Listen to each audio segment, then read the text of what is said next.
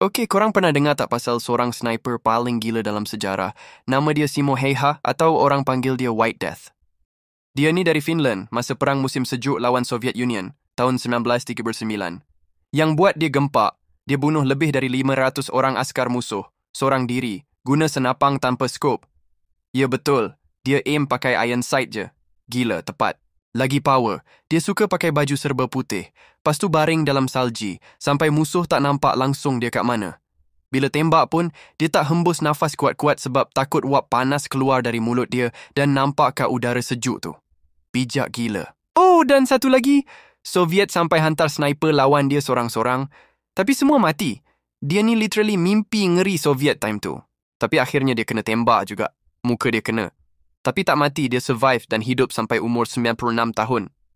Bayangkan, askar paling ditakuti Soviet lepas perang balik kampung bela anjing. Itulah dia White Death, senyap, tepat dan tak kenal takut.